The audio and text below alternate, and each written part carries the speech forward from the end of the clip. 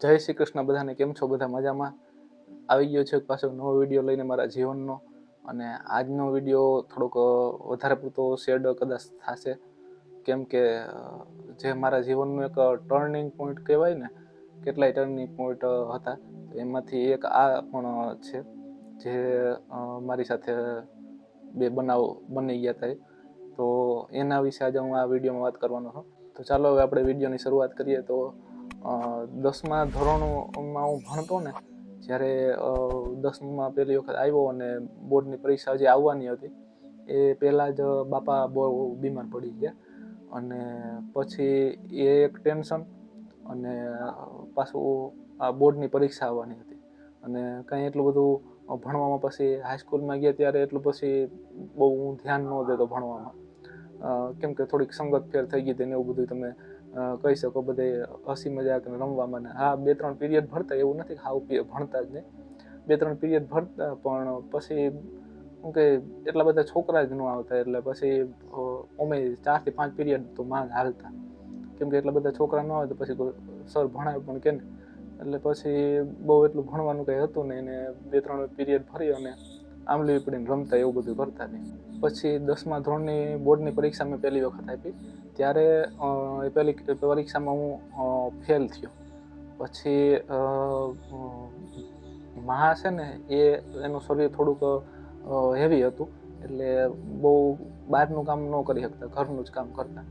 એટલે પછી બાપા બીમાર પડ્યા અને ઘરની જવાબદારી આવી મારી ઉપર. અને મને તો મેં આગળ એક વિડીયોમાં કીધેલું જ છે કે મને ક્યાંય આમ સગા સંબંધીને પણ કોઈ દિવસ એકલું આમ જવા નહોતો દીધો. મેં કોઈ દી ક્યાંય એમ નોકરી નહોતી કરી, અને બાકી મારું જીવન તો ભણવાનું, રમવાનું, બસ આ બે જ વસ્તુ હતી મારે, કે ભણવા જવાનું, ઘરે આવીને પછી ખાઈ પીને રમવા વયું જવાનું. એટલે અમે બાળકોનું તો એ જ જીવન હોય. અને 10માં ફેલ થયો અને જવાબદારી ઘરની આવી મારી ઉપર કમાવાની, કેમ કે બાપા બીમાર થઈ ગયા. તો પછી બાપા ત્યાં મજૂરી કરતા, આપણે કપાસની ને ગાડી હોય ને ભૂકાની, તેમાં જતા, એટલે મજૂરી કરતા. તો હવે ભાર્યું હારવામાં એમાં તો હવે એનાથી કંઈ કામ થાય એમ હતું નહીં, અને બીમાર પડ્યા તો એનો દવાખાનાનો ને બધો ખર્ચો, પછી ઘરનો ખર્ચ, વ્યવહારમાં વર્તવું બધું, તો એ બધો ખર્ચો પૂરો તો પાડવો ને ક્યાંકથી. એટલે પછી માથી કામ થાય એમ નહોતું, અને મારે પછી મેં દુકાનમાં નોકરી ચાલુ કરી. મને એક અમારા સંબંધીમાં જ છે, એની ગામમાં એક એના જાણીતા વેપારી હતા, ત્યાં દુકાનમાં, કરિયાણાની દુકાનમાં મને એને રખવી દીધો. તો ત્યાં પછી મેં નોકરી ચાલુ કરી. પહેલી વખત હું એકલો ગામમાં ગયો હતો, અમારા માણાવદર ગામમાં. નકર હું મારા બાપા સિવાય ક્યાંય જાતો જ નહીં. મારા બાપા સાથે જ જાતો તો એ ગામમાં પણ, માણાવદર ગામમાં પણ. હા, ભણવા જતો હાઈસ્કૂલે, પણ ઓમ કોઈ દી ગામમાં પેશર રખડવા કે એવી રીતે કંઈ કોઈ દિવસ નહોતો ગયો. એટલે મારા માટે બધું આખે શું કે નવું નવું જ હતું બધું. એટલે એને કોઈ દી નોકરી મેં ક્યાંય નહોતી કરી. એટલે પછી ત્યાં મારી શરૂઆત થઈ. અને 16મું મને રનિંગ હશે, 10માં ફેલ થયા એટલે આપણે 16મું વર્ષ હાલતું હોય. એટલે મને થોડીક દુનિયાની ભાન પડે બાને, અને બધું ભેગું હતું. અને પાછું આગળનું હવે તો શું કે 10માં ફેલ થયા એટલે વર્ષ દિવસ તો હવે પૂરું. વર્ષ દિવસ પછી બોર્ડની પરીક્ષા આવે ત્યારે આપવાનું રહે. આ એ તમે થોડાક સમયમાં દઈ શકો, પણ એમાં મને ચાન્સ ઓછા હતા પાસ થવાના, કેમ કે એટલું બધું પછી ભણવાનું નહોતું રહ્યું, છૂટતું જતું હતું. એટલે પછી બહુ એટલું બધું મને લાગતું નહોતું. હું કહું હવે આવતે વર્ષે જ પરીક્ષા આપી. એટલે પછી હવે આ જ આપણા કિસ્મત છે, અને આપણી પાસે ઘરની જવાબદારી છે, એટલે આ વસ્તુ આપણે કરવી જોઈશે. એટલે પછી ત્યાં દુકાનમાં લાગી ગઈ કરિયાણાની. ત્યાં 2 વર્ષ નહીં, 2 મહિના નોકરી કરી. અને પછી ત્યાંથી પાછી વાસણની બીજી એક દુકાન હતી ને, ત્યાં નક્કી કરી નાખ્યું. તો એ થોડાક વધારે પૈસા આપતા, તો ત્યાં પછી નોકરી ચાલુ કરી દીધી. ત્યાં તો 3.5 વર્ષ પછી મેં નોકરી કરી હતી. બાપાને ગળાનું કેન્સર હતું, એટલે અમદાવાદ સિવિલ હોસ્પિટલમાં શેક દેવડાવવા માટે જતા. અને ત્યાં એક અહીંયા અમારી જ્ઞાતિના ભાઈ છે, એ ત્યાં સિવિલના જાણીતા હતા, એટલે એ સાથે જતા. તો એનો ખૂબ ખૂબ આભાર, કેમ કે મા છે એ કાંઈ ભણેલા જ નહોતા, હાવ અભણ, અને બાપા 2 ધોરણ સુધી ભણેલા હતા. એટલે આમ ગુજરાતીને વાંચી લે, હિન્દીને, પણ અંગ્રેજીમાં એટલું બધું ન ખબર પડે. બાકી ગુજરાતી લખી લે, વાંચી લે, હિન્દી વાંચી લે. અને પાછા પોતે બીમાર રહ્યા, એટલે હવે એ માટે. અને પાછું ત્યાં સિવિલ તો જે ગયા હોય છે એને ખબર જ થઈ છે કેવડું મોટું છે. ત્યાં આપણા શું કે ભણન ગણનાની પણ બહુ પહેલી વખત જાય એટલે નજર ન પડે ત્યાં. એટલે ત્યાં હવે જાવું, અને કોઈ દિવસ અમદાવાદ ગયા ના હોય. રાજકોટ નાનો હું હતો ત્યારે ત્યાં રહેવા ગયા હતા, તે ત્યાં ગયા હતા. બાકી કોઈ દિવસ અમદાવાદ કોઈ દિવસ અમારા પરિવારમાંથી કોઈ ગયું જ નહોતું. અને આ બધું પાછું શું કે અઠવાડિયે 10 દી કે 15 દિવસ શેક દેવડાવવા જવાનું હતું. એટલે માં સાથે જાય અને ભાઈ ને મારા પપ્પા એ ત્યાં જાય અને શેક દેવડાવી. એટલે એ જે તમને આગળ કીધું કે જે બધો ખર્ચો છે તો એ મારા પગારમાંથી તો ન હાલતો, કેમ કે જો કે ત્યારે એટલા પૈસામાં પણ ઘર હાલી જતું. મારો પગાર હતો ત્યારે લગભગ 1500 રૂપિયા કેમ કે પગાર હતો. અને પછી કે 1700 થયો હતા, પછી 2000 થયા હતા, 2500 થયા હતા, છેલ્લે 3000 હતા. નોકરી જયારે છોડીને ત્યારે 3 ને પણ 3500. તો ત્યારે એટલામાં ઘર ખર્ચો નીકળી જતો. તમારે બધું ઘરનો ખર્ચો કાઢવો હોય તો નીકળી જાય 3 વ્યક્તિનો. બાકી પછી બહુ વ્યવહારમાં એમાં થોડુંક ઓલું કરકસર કરવી પડે. બાકી પછી આ દવાખાનું ને એ બધું હોય ને તો વધી જતું. એટલે મારા મામાએ એને કાકાએ એને મદદ સારી એવી કરી હતી. એટલે એ બધાનો પણ ખૂબ ખૂબ આભાર. અને શરૂઆતમાં આપણે ત્યાં દાખલ ને થવું હોય સિવિલમાં, એટલે ઘણી બધી પ્રકારના રિપોર્ટો કરવા પડે ને એવું બધું ઘણું બધું કરવું પડે. પછી એટલું બધું કાંઈ ન હોય. એક વખત તમને એક બેડ મળી જાય પછી એટલું બધું કાંઈ ન હોય. બાકી ત્યાં સુધી તમારે બધું હેરાન થવું પડે. અને પાછું શું કે એ બધું આખું આધુનિક હોય ને.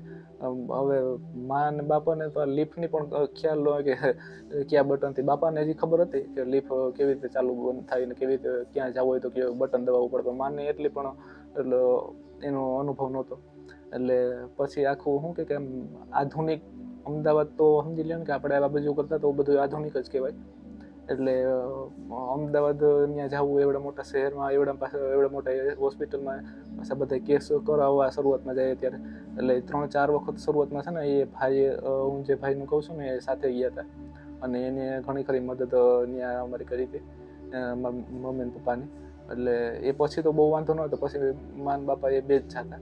કેમ કે પછી તો એક બેડ ત્યાં જે કરવાનું હતું એ બતાવી દીધું કે આ જગ્યાએ તમારે જવાનું ને આ જગ્યાએ શેક આપી દે ને પછી તમારે આવતું રહેવાનું. એટલે એ પછી તો વાંધો ના આવતો. પણ એ 3-4 વખત સાથે ગયા હતા. 2013ના લગભગ બીજા અથવા તો 3જા મહિનામાં બાપા એક્સપાયર થયા. અને પછી મોટા ફઈ હજી એક્સપાયર નહોતા થયા ને, હજી લગભગ સમજી લે ને કે મારા મોટા ફઈ આવ્યા હતા. 1-2 દિવસની વાર હતી એક્સપાયર થવાની. મારા મોટા ફઈ જે હતા ને એ આવ્યા હતા અને એ અહીંયા હતા. પછી બાપા એક્સપાયર થયા ને એટલે પછી જે મોટા ફઈ હતા ને એ રોતા નહોતા. કેમ કે એ ગાંઠીને અમને હિંમત આપતા હતા. કેમ કે એના ઉપર પણ ઘણી એવી ઘટનાઓ ઘટી ગઈ છે અને ઘણા એના પરિવારને એને ખોયું છે. એટલે એને પણ એમાંથી પસાર થયેલા હતા બધા દુઃખમાંથી. એ મને માને હિંમત આપતા હતા.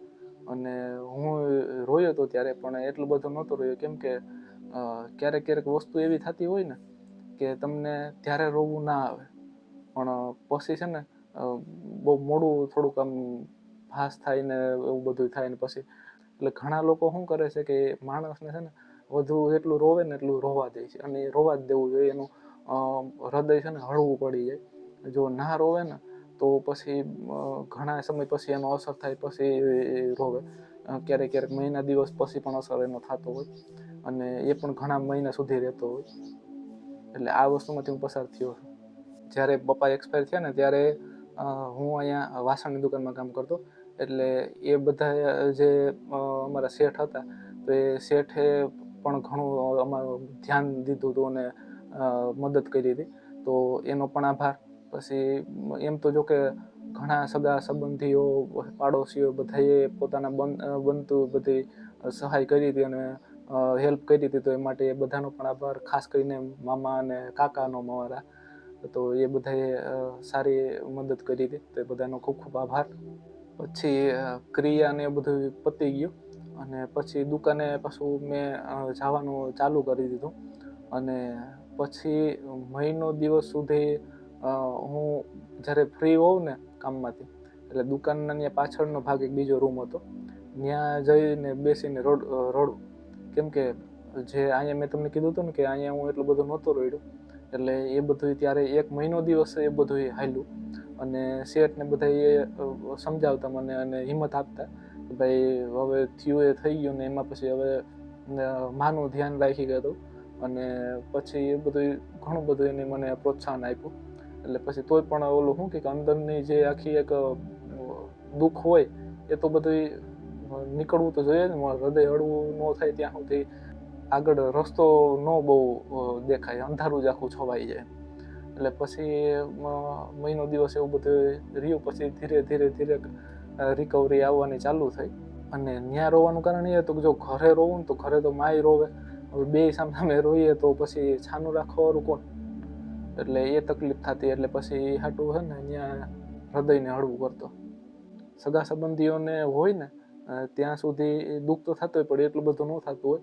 પણ એ બધું ક્રિયા ને બધું પતી ગયા પછી જ્યારે વયા જાય ને એ પછી બધું ચોખ્ખું દેખાવા માંડે કે ભાઈ હવે 3માંથી 2 જ રહ્યા એમ. એટલે ત્યારે છે ને તકલીફ બહુ થાય. અને મા બાપ ખાટલામાં હોય ને તો પણ આપણે એક હિંમત રહીએ કે ભાઈ ના, હજી મારા મા બાપ છે એમ. માણસના જીવનમાં જ્યારે અનહદ ખુશી આવે ને અથવા તો અનહદ દુઃખ આવે ત્યારે એના આંખમાંથી આંસુ નીકળે જ છે. અને એને એ રોવા જ દેવાય, બરોબર. કેમ કે જેટલું એ રડશે ને એટલું એનું હૃદય હળવું થતું જાય. અને પછી છે ને એને થોડુંક આમ ભાર ઓછો થઈ જાય એનો જેવું ફીલ થાય. એટલે અનહદ ખુશી હોય કે અનહદ દુઃખ હોય, આંસુને ન રોકવા જોઈએ. અને કોઈને પણ નહીં, આપણે નીકળતું તો આપણે પોતાને ન રોકવો જોઈએ ને બીજા કોઈને નીકળતું તો એને પણ રોવા દેવું જોઈએ કે ભાઈ વાંધો નહીં, તું એક વખત છે ને તારું હૃદય હળવું કરી નાખ. ઘરે આમ છાનો મોનો બેઠો હોય ને ચૂપચાપ, દુકાનેથી આવીને બપોરે જમવા આવતો, પછી રાતે 9 વાગે 8:30 વાગે દુકાન બંધ થાય એટલે ત્યારે પાછું ઘરે આવવાનું થાય અને સવારે 8:30 વાગે પાછું દુકાને જવાનું હોય. એટલે જ્યારે ઘરે હોય ને ત્યારે ક્યારેક હું આમ ચૂપચાપ બેઠો હોય ને તો માં એક શબ્દ ક્યારેક ક્યારેક કહેતા કે હવે કે તું કે કેમ કે ઓળખી તો જાય, માં તો માં છે કે આ ને હું ચિંતામાં બેઠો છે. એટલે એ જે બાપાનું દુઃખ હતું ને એના લીધે ક્યારેક ક્યારેક આમ એની યાદમાં આમ ખોવાઈ જાવ તો કહેતા કે દીકરા કે 84 છૂટી ગયા હવે. એક કહેવત છે જૂની. એટલે એનો અર્થ એ થાય કે 84 લાખ યોનિઓ છે, 84 લાખ પ્રકારના ધરતી ઉપર જીવ છે. એ આપણા શાસ્ત્રોમાં પણ કહે છે. એટલે કે માણસનો અવતાર એમાં છે ને કેટલા બધા આપણા પુણ્ય ભેગા થઈને, સારા કર્મ ભેગા થઈને ત્યારે માણસનો અવતાર મળે છે. અને પછી પાછા એ બધામાં બીજા જે પ્રાણીઓ 84 લાખ છે એમાં પાછું ઘૂમરો મારવા જવું પડે. માણસનો અવતાર બહુ રેર મળે છે. એટલે જેનું માણસનું જીવન મેળવે એ ખરેખર ઈશ્વરનો આભાર માનવો જોઈએ. તો એ માટે અને સારા કર્મ કરવા જોઈએ, બધાનું આમ સારું ઈચ્છવું જોઈએ અને સારું કરવું જોઈએ. અને થોડુંક ભક્તિમાં નિયમમાં ધ્યાન દેવું જોઈએ. એટલે પછી એ વસ્તુ ત્યારે મને સમજાતી નહીં, કેમ કે 84 છૂટી ગઈ એનું હું એટલો શું કહે કે ત્યારે થોડોક નાનો હતો ને આ વસ્તુનો મને વિસ્તારથી અનુભવ નહોતો. એક કહેવત તરીકે હું સાંભળતો એની પાસેથી, એના અર્થને મને ખબર નહોતા. એ મોટો થયો પછી બધી જે માહિતી મેળવી પછી ખબર પડી કે આનો અર્થ શું થાય. એટલે એ એમ કહેતા હતા કે હવે કહેવાનો અર્થ એમ કે હવે 84 લાખ યોનિમાંથી ફરીને પછી પાછા આવશે ને એ પણ એને ત્યારે એનો માણસનો જન્મ મળશે ત્યારે જો આપણે પણ એની સાથે હઈશું, એની સાથે જન્મ મળશે એ કંઈ જરૂરી તો નથી જ. અને ત્યારે પાછું શું કે મળશે તો એ પાછું જે જૂની મેમરી હોય એ તો બધી ડિલીટ થતી જતી હોય. એટલે વસ્તુ આખી પછી શું કે એકબીજાને ઓળખતા ના હોય કદાચ મળે તો. એટલે એ વાત કરતા અને એ મને થોડોક મોડો એનો અર્થ સમજાણો હતો. પછી જ્યારે રડી રડીને આપણે આમ હૃદય હળવું થાય ને પછી થોડુંક શું મેં તમને આગળ કીધું એમ થોડુંક ચોખ્ખું દેખાવા માંડે અને થોડુંક આમ ભાન આવે કે નહીં દુનિયા છે અને આપણે હજી દુનિયામાં છે અને આપણું હજી કોઈક દુનિયામાં છે એમ હોય તો. એટલે ત્યારે માં તો હતા જ. એટલે પછી હું જો દુઃખી થાઉં તો એ પણ દુઃખી રહી. એટલે પછી મેં વિચાર્યું કે હવે જે થવાનું હતું તો એ તો થયું જ. આ વિચાર મને ઘણા સમય પછી આવ્યો, 1.5-2 મહિના પછી, જે થવાનું હતું એ તો થયું, પણ હવે માને હું કામ દુઃખી કરું એમ. જે છે એની ઉપર હવે હું ફોકસ કરું અને એને ખુશ રાખવાનું કરું. એટલે પછી એને ખુશ રાખવા હું પણ ખુશ રહેતો, અને એને જેમ વધારે ખુશ રહીને એ વસ્તુ કંઈ કરતો. કેમ કે એને ત્યારે અમારે ઘરમાં ટીવી નહોતું, બ્લેક એન્ડ વ્હાઇટ એક હતું, અને એ પણ પછી ખોટકાઈ ગયું હતું. એટલે માનો ટાઈમ જાય ને આડોશ પાડોશી બેનો આવતા બેસવા તો એ જાય, પણ હવે પછી ક્યારેક તો એને કામ હોય, અને એવું નથી કે આપણે ફ્રી હોય ત્યારે એ પણ ફ્રી હોય, માં ફ્રી હોય એટલે ત્યારે એ પણ ફ્રી હોય. એટલે પછી એક કલર ટીવી શું કહેવાય કે બાકીમાં શેઠિયાના પૈસા ચૂકવી દીધા હતા, મેં એને વાત કરી તો, અને એક કલર ટીવી લીધું કે તમે પગારમાંથી થોડા થોડા કરતા જાજો. એટલે પછી એક કલર ટીવી લીધું, એ સમયે લગભગ 8 કે 8.5 હજારનું કલર ટીવી લીધું હતું.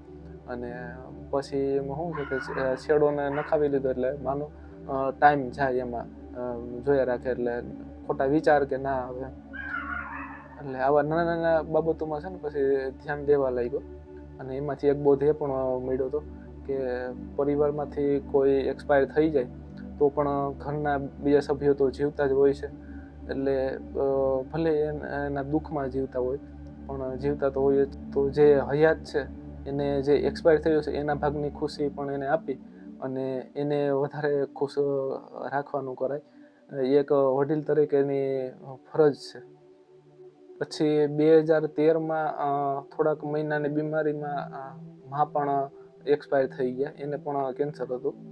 એટલે પછી એક જોઈએ ને તો મારી બધી દિવાલો પડી ગઈ હતી ઘરની, એમ જ કહેવાય કહી શકાય. આમ ઘરની નહીં પણ આમ મારા જીવનની એમ બધી દિવાલો પડી ગઈ હતી.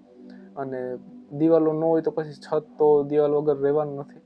18 વર્ષની ઉંમર હશે, 18મું મારું રનિંગ હતું. બાપા એક્સપાયર થયા ત્યારે 16મું રનિંગ હતું, અને માં એક્સપાયર થયા ને ત્યારે 18મું મારું વર્ષ રનિંગ હતું, 17 થયા હતા. ત્યારે મારી કન્ડિશન એવી હતી કે આ દુનિયારૂપી મેળામાં એક બાળક ભૂલું કેમ પડી ગયું હોય એવી કન્ડિશન હતી મારી. ઓલી કહેવત છે ને કે ઓરા હાદ ને પોરા હોકારા, એટલે ત્યારે એવું હતું. એનો અર્થ એ રીતનો થાય કે ઓરા હાદ, હાદ ઓરા એટલે આ બાજુ પોતાની સાઈડ, અને હાદ એટલે અવાજ.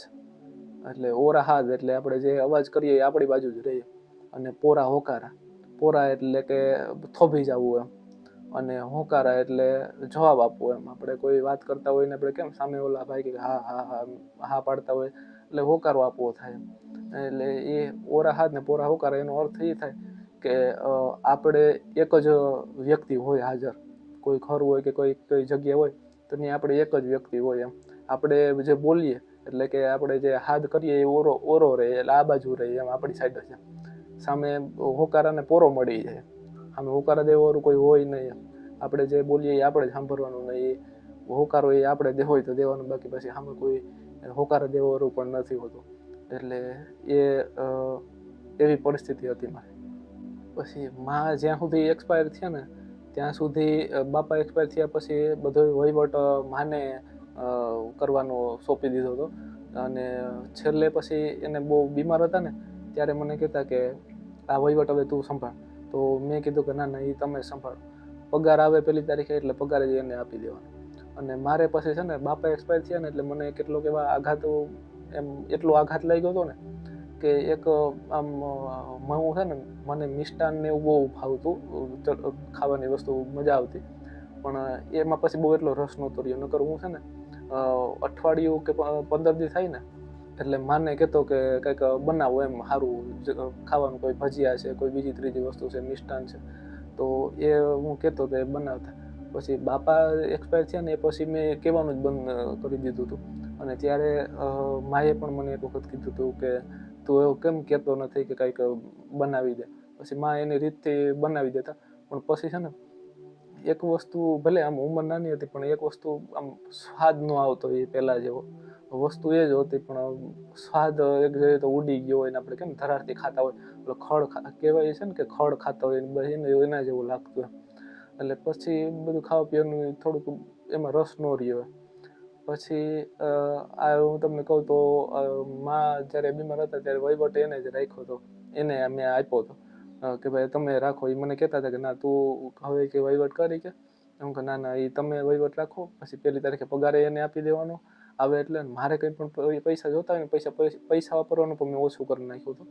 તો એ 2-5 રૂપિયા છે ને 18 વર્ષને મારી ત્યારે 17 વર્ષ થયા હતા, 18મું રનિંગ હતું. તો એ 18 વર્ષની ઉંમરમાં પણ મેં 2-5 રૂપિયા એના પાસેથી લેતો વાપરવા. અને એ 2-5 રૂપિયા વાપરવો હોય તો વાપરવું, ક્યારેક એવું લાગે કે વાપરવા છે તો વાપરવું, બાકી એમને ખીચામાં પડ્યા રહેતા. ક્યારેક ખોવાઈ પણ ગયેલા. અઠવાડિયું થાય ને ત્યારે ક્યારેક એ પૂરા થતા 2-5 રૂપિયા પણ. એટલે પછી વાપરવામાં પણ એટલો બધો ઇન્ટરેસ્ટ નહોતો રહ્યો. અને એ બાપા એક્સપાયર થયા પછી દિવાળી ઉપર ફટાકિયા લેવાનું પણ બંધ કરી દીધું મેં. અને હજી સુધી મેં દિવાળી ઉપર 1 રૂપિયાના પણ ફટાકિયા નથી લીધા, બાપા જે દિન એક્સપાયર થયા ને તે દિના. કેમ કે પછી આખી એક જોઈએ ને તો મજા મારી એમ વિખાઈ ગઈ હતી એમ. અને પાછા માં બીમાર હતા. પછી એ 2013ના અત્યારે મને મહિનો તો ખબર નથી, કેમ કે પછી તો મેં અત્યારે મારા ઘરની દિવાલો પડે જોઈએ ને તો હાવ કોરી છે. મેં ક્યાંય એનો ફોટા નથી રાખ્યા, કેમ કે એ પછી મારાથી હજી પણ નથી જોવાતા. એટલે માનો તો ફોટો મેં મઢાવ્યો જ નથી. અને બાપાનો છે પણ એ સાચવીને મૂકી દીધા છે બધા પેક કરીને. બાકી અત્યારે એના કોઈ ફોટા પણ મેં દિવાલ ઉપર નથી રાખ્યા, કેમ કે એ જોઈએ તો હિંમત નથી અમારા દિવાલ ઉપર ફોટો એનો જોવાનો. એટલે પછી 2013માં માં પણ એક્સપાયર થઈ ગયા. અને આવી ઘટનાઓ કેટલીક જીવનમાં ઘટે ને એટલે માણસ છે ને ડિપ્રેશનમાં આવી જાય, અને હું પણ આવી ગયો હતો. એ પાછા આગળના એક વિડીયોમાં હું તમને જણાવીશ કે ટોટલ 2 વખત હું મારી જીવનમાં ડિપ્રેશનમાં આવ્યો હતો. એટલે એ આગળ હું વાત કરી, આગળના એક વિડીયો હું સ્પેશિયલી એની ઉપર એક વિડીયો બનાવીશ કે એ ડિપ્રેશનમાં આવ્યો હતો ને એમાંથી પાછો કેમ રિકવર થયો ને એમાં કેવા અનુભવો મને થયા હતા. એટલે એ વિડીયો પણ તમે જોવાનું ભૂલતા નહીં. દુનિયા તો બહુ મોટી છે, પણ એક માણસની દુનિયા છે ને એ બહુ નાની હોય છે, અને એનો પરિવાર જ એની દુનિયા હોય છે. આ વસ્તુ મને બધી ઘટનાઓ ઘટ્યો ને ત્યારે મને સમજાણી, આ એક બોધ મળ્યો.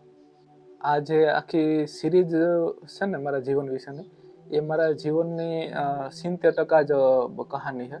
હજી જે 30% છે ને એ મારા કહેવાની મારામાં હિંમત નથી, એટલે એ મેં નથી એડ કરી આમાં. તો સારું, બસ જો આ તે મારા જીવનની 2 એવી ઘટનાઓ કે જેને મારો જીવનને છે ને એમ જીવન જ ન રહેવા દીધું. અને બીજું તો મારે શું કહેવું, કેમ કે કેટલીક વસ્તુ છે ને એ હવે હું પાછી યાદ કરવા નથી માગતો. આ વિડીયો જો કે મારે નહોતો બનાવવો, પણ પછી વિચાર્યું કે હાલો ભલે થોડો ઘણો બનાવી નાખીએ. બાકી આ ઘટનાઓમાં તો મારી ઉપર એટલું વીત્યું છે અને પસાર થયો છું એવી સ્થિતિમાં, જે મેં ભોગવ્યું છે બરોબર, તો એ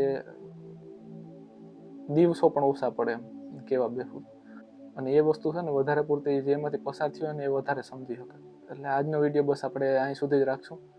અને જો વિડીયો તમને સારો લાગ્યો તો લાઈક કરજો, શેર કરજો, ચેનલમાં ન હોય તો ચેનલને સબસ્ક્રાઈબ કરી લેજો, બેલ આઇકન ઓન કરી દેજો, મારા દરેક વિડીયો નોટિફિકેશન તમને મળતા રહે.